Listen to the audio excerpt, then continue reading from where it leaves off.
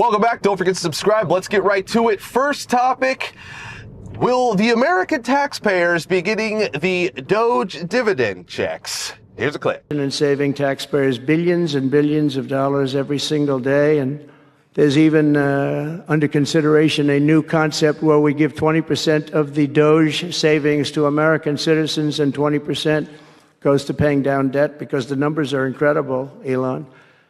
So many billions of dollars, billions, hundreds of billions, and we're thinking about giving 20% back to the American citizens and 20% down to pay back debt and pay down debt. All right, now it's just crazy to think that after 1 month of the guy being back into the presidency, he's already discussing potentially giving taxpayers money back. I mean, isn't that, like, when would you ever have thought that, taxpayers, rather than their tax returns, would be actually getting money back? But the funny thing, too, is how are the liberals going to spin it if all of a sudden Trump just injects money into their bank account, especially money that wasn't just printed and, made out of nowhere, causing inflation? This would be money that's just given back to the people because it was just basically pulled out of a dumpster fire, right?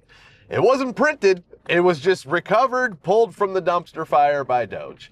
But yeah, I just think the liberals, they'll still find a way to spin it, whether they're given, $5,000 or even 1,000, they're still gonna hate the guy, even though he's gotten to the point where he's literally putting money into their pockets. Although who knows if these liberals are even taxpayers? Most likely, a lot of them probably aren't. So who knows if they'll even be getting the DOGE dividend, but they're gonna spin it anyways. But all right, next topic. Trump says they will be going into Fort Knox to check to see if the gold is there. Here's the clip. We're going to go into Fort Knox to make sure the gold is there. Are they going to? You know that we're going to go into Fort Knox. Do you know about that? Sir, That was a bad bump. are they going to eliminate more national security positions, civilians there? We'll see what happens. But one of the things we do want to look, we hope everything's fine with Fort Knox, but we're going to go to Fort Knox, the fabled Fort Knox, to make sure the gold is there. Where would the gold have gone? If the gold isn't there, we're going to be very upset. Could you imagine if they go into Fort Knox and it's just a big empty building with absolutely no gold at all? You would have to kind of assume at this point that the Biden administration did something with the gold and, they sent it over to the Middle East, or now Ukraine's got all our gold. But yeah, it's going to be funny to see what actually happens, because like Trump said in the clip, it's the fabled Fort Knox, right? Nobody really knows what's going on in Fort Knox. Sure, they claim that's where they're storing all the gold, but does anybody really know? I don't know. We're going to find out, though, and that's a great thing. And once again, it's just the transparency of the Trump administration. The most transparent president of all time, and you got to love that. As an American citizen, that's exactly what you want from your president and your government. But all right, next topic. The Delta CEO went on a CBS show with Gayle King and sided with Trump when it came down to the FAA cuts. Here's a clip. The Trump administration recently fired many employees of the FAA administration. Do those cuts worry you, and do you think that impacts the safety? I know you just said it's the safest way to travel, but after looking at all these mishaps, a lot of people are very nervous. Do these cuts affect you? The cuts do not affect us, Gail. I've been in close communication with the Secretary of Transportation. I understand that the cuts at this time are something that are raising questions, but the reality is there's over 50,000 people that work at the FAA, and the cuts, I understand, were 300 people, and they were in non-critical safety functions.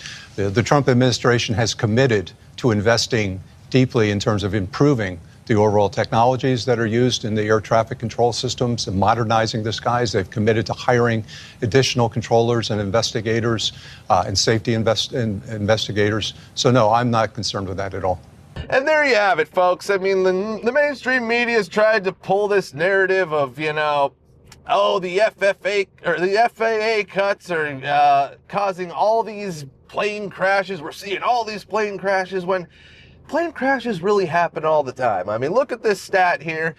But yeah, there you have it right there. The Delta CEO being like, listen, they're only cutting like 300 people. Basically, probably the worst of the worst people, you know, the DEI folk.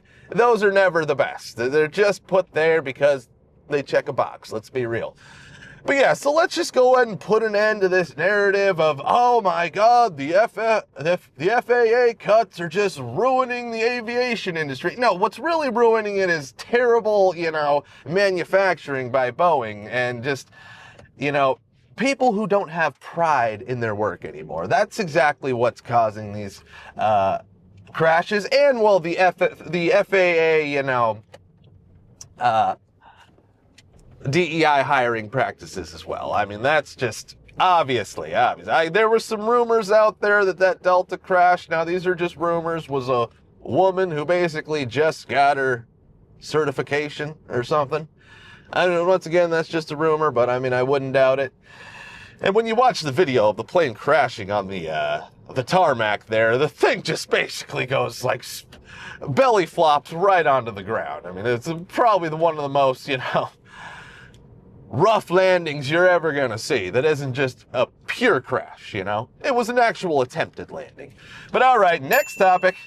The NBA All-Star game did a pretty terrible rating of averaging 4.7 million viewers for the All-Star game, folks. I mean, the NBA All-Star game used to be a pretty great product because, you know, you can actually play basketball for an All-Star game at a high level, you know. The Pro Bowl in the NFL, obviously, it's football. You're not really going to get that great of a product, and now the Pro Bowl is just basically a, you know, a celebration of the players. It's not even a thing anymore. But yeah, what do you think caused the NBA's terrible ratings and just the complete decline in ratings? Because we all remember the whole George Floyd time where they went completely woke and were putting slogans on the back of their jerseys and not playing games because Jacob Blake, you know, was shot by police after trying to basically, you know, sexually assault a woman. But yeah, is it the wokeness or is it what a lot of the players are claiming and the fact that the game is just, it sucks now because of the three-pointer, right? The three-pointer is ruining the game. I mean, maybe that could be a little bit of it, but frankly, I think it's the wokeness. Because, see, in today's world where there's so much content and so much entertainment out there, if you go woke and you try to, you know, insult my intelligence, I'm done with you. You know, it's like I can go watch something else. I can go watch all the other sports. I can go on YouTube and just watch anything at any time. So when you go woke like that, you're really, you know, walking a thin line for people like myself and probably about, you know, 70% of other Americans. Just, we're not doing that, dude.